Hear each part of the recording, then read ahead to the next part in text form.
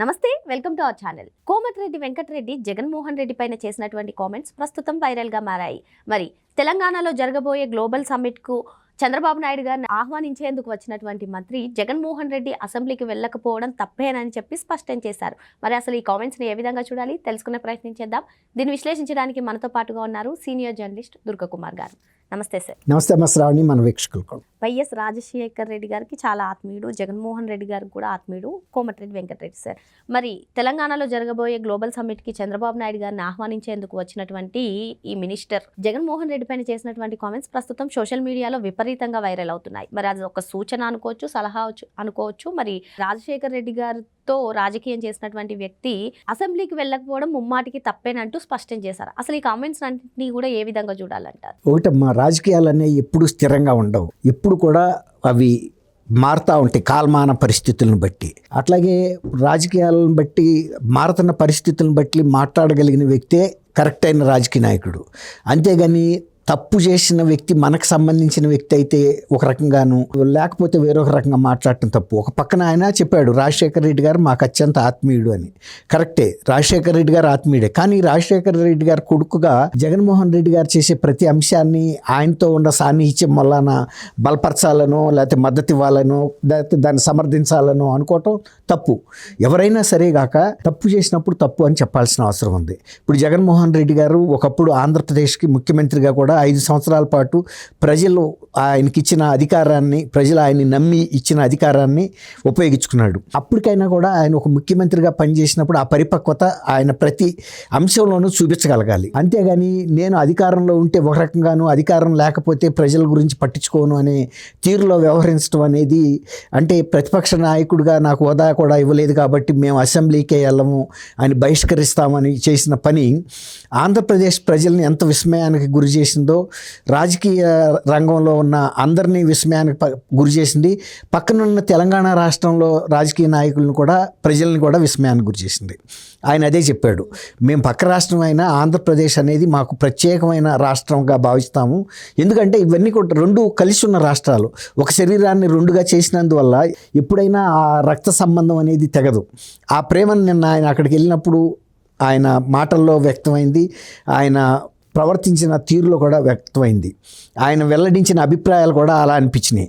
రెండు రాష్ట్రాల మధ్య మాకు సమన్వయం కావాలి, ఆంధ్రప్రదేశ్ మద్దతు మాకు కావాలి. మా రాష్ట్రంలో ఈ నెలలో జరగబోయే అంతర్జాతీయ పెట్టుబడుల సదస్సుకి చంద్రబాబు నాయుడు గారిని మేము ఆహ్వానించడానికి వచ్చాము.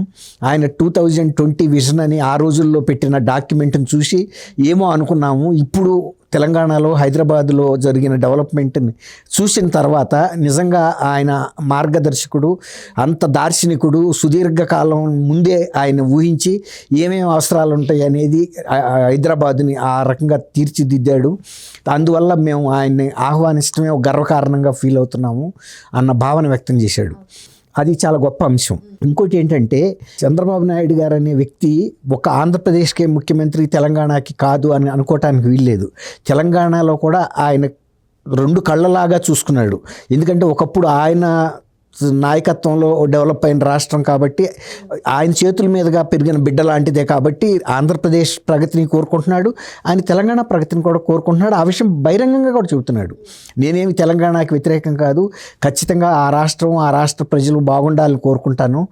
అట్లాగే ఇప్పుడు అదే ప్రతిస్పందన వెంకటరెడ్డి గారు సినిమాటోగ్రఫీ మంత్రిగా మొన్న పవన్ కళ్యాణ్ గారి గురించి కొన్ని ఆవేశపూరితంగా వ్యాఖ్యానించినప్పటికీ కూడా ఇవాళ నేను అమరావతి వెళ్ళిన సందర్భంగా ఆ అంశాన్ని నేను ప్రస్తావించబోను.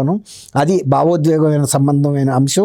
అది ఆ క్షణం వరకే తప్ప దాన్ని నేను మనసులో పెట్టుకోను, దాని గురించి ఎప్పుడో మర్చిపోయాను. నేను దాని విషయంలో అసలు మాట కూడా ఇక నేను ఎత్తబోనని చెప్పాడు. ఎందుకంటే భావోద్వేగాలు రెచ్చగొట్టుకుంటే పెరుగుతాయి, తగ్గించుకుంటే తగ్గుతాయి, అంతే తప్ప ఒక పరిపక్వత గల నాయకుడిగా మీరు చెప్పారు.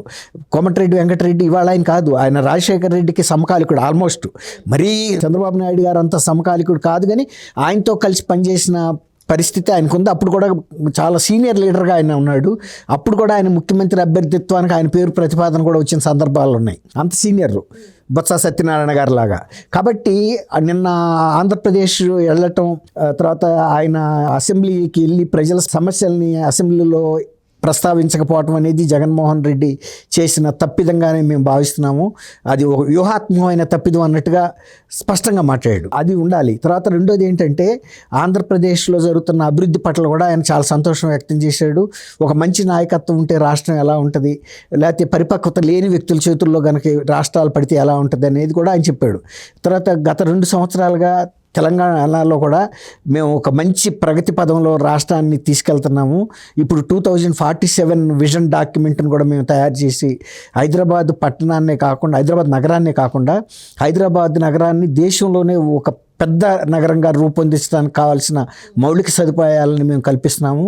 దాంతోపాటు తెలంగాణ మొత్తం అంటే సరిహద్దుల్లో కూడా డెవలప్మెంట్ వచ్చే విధంగా మేము అక్కడ కూడా ఒక రోడ్డు తెలంగాణ మాల అన్నట్టుగా నేషనల్ లెవెల్లో వాజ్పేయి గారి టైంలో ఎలాంటి ఇదేశారు రోడ్లు, అలా వాళ్ళు తెలంగాణ మొత్తాన్ని అభివృద్ధి చేసే విధంగా కూడా రేడియల్ రోడ్లు వేస్తూ, అంటే సరిహద్దుల వరకు హైదరాబాద్ నుంచి గ్రామీణ ప్రాంతాలకి చివరికి వెళ్ళటానికి, అటు నుంచి హైదరాబాద్ రావడానికి కూడా బ్రహ్మాండమైన రహదారి వస్తువుల్ని మేము డెవలప్ చేయడానికి ఒక విజన్ డాక్యుమెంట్ కూడా తయారు చేసామని చెప్తున్నాడు. సార్ ఇక్కడ ఇంకో అంశం సార్, ఇటీవల మేకపాటి రాజమోహన్ రెడ్డి గారు కూడా జగన్ రెడ్డి గారికి కొన్ని సూచనలు ఇచ్చారు, బూతులు వద్దు అని చెప్పి. ఇప్పుడు కోమటిరెడ్డి గారు కూడా అసలు అసెంబ్లీకి వెళ్ళాలి అని చెప్తున్నారు. మరి ఇవన్నీ కూడా జగన్మోహన్ రెడ్డి గారు పాటిస్తారంటారా?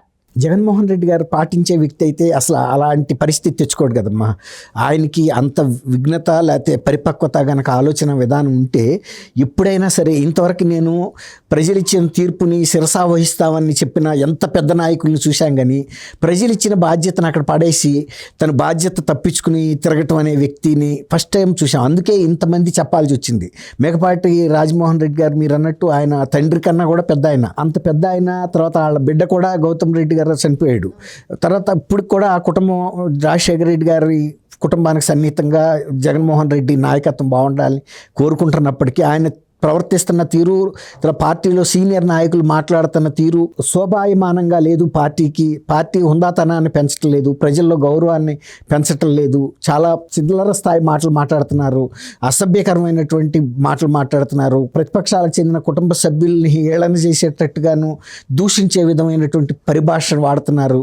ఇది పార్టీకి మంచిది కాదు అని ఆయన అంత బహిరంగంగా చెప్పాడు. అంటే నిజంగా జగన్మోహన్ రెడ్డి గారు కనుక అంత సీరియస్గా తీసుకున్న వ్యక్తి అయితే ఖచ్చితంగా దాన్ని మేము మా పెద్ద ఆయన రాజమోహన్ రెడ్డి గారు చెప్పిన అంశాన్ని తీసుకుని నేను శాసనసభలో మాట్లాడతాను, శాసనసభకి మా సభ్యులందరం వెళ్తాము, మా బాధ్యతను నెరవేరుస్తామని వెంటనే స్పాంటేనియస్గా చెప్పాలి. ఇప్పుడు ఇంత టైం ల్యాప్స్ అయిన తర్వాత కూడా ప్రజలకి ఆయన స్పందించలేకపోతున్నాడంటే ఎప్పుడైనా రాజకీయాల్లో వచ్చిన అవకాశాలను అందిపుచ్చుకోవాలి తప్ప కాల్దన్నుకుంటే. ఇప్పుడు ఒక బెస్ట్ ఉదాహరణ ఏంటంటే అంది వచ్చిన అవకాశాలని పుచ్చుకోకుండా వదులుకున్న వ్యక్తిగా జగన్మోహన్ రెడ్డి ఒక ఉదాహరణగా నిలిచిపోతాడు.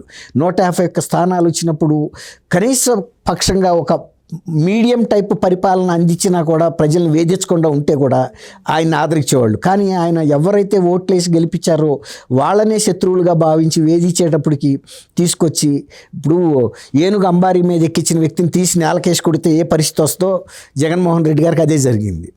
కాబట్టి ఆయన అందిపుచ్చుకోవటంలో మిస్ అవుతున్నాడు అవకాశాలని. ఒక్కోసారి ఒక రైలు మనం మిస్ అయితే జీవితకాలం మిస్ అవుతూ ఉంటారు చూసారా, అట్లాగే అవకాశాలు మళ్ళీ మళ్ళీ రావు. ప్రజల్లో కూడా అభిప్రాయం వచ్చేసింది, ఈయన ఒక నిర్వికారంగా ఉంటున్నాడు, పట్టట్లేదు, మాట్లాడితే కర్ణాటక వెళ్ళిపోతున్నాడు, పులివెందులు వెళ్తున్నాడు, అక్కడ కూడా ప్రజలతో కలవట్లేదు, ఇక్కడున్న ప్యాలెస్కి పరిమితం అవుతున్నాడు. ఇంకా పైగా అధికార పక్షానికి చెందిన మంత్రులు ప్రజల దగ్గరికి వెళ్ళటం తప్పు అన్నట్టుగా మాట్లాడుతున్నాడు. ఇది ఎక్కడ విడ్డూరమో మరి అర్థం కాదు.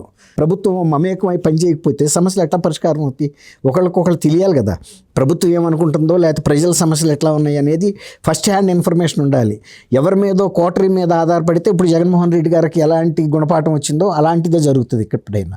కానీ అందుకు వెంకటరెడ్డి గారిని మనం ఎందుకు అభినందించాలంటే 2 రాష్ట్రాల మధ్య కూడా మంచి సయోధ్య కుదిర్చే ఒక రాయబారిగా నిన్న అక్కడికి వెళ్ళటం అనేది గొప్ప విషయం.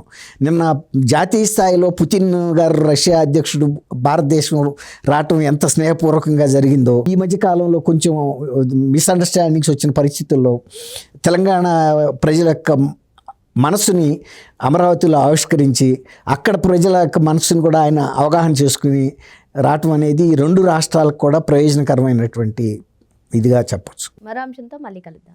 థ్యాంక్ యూ అమ్మ శ్రావణి, మన వీక్షకులు.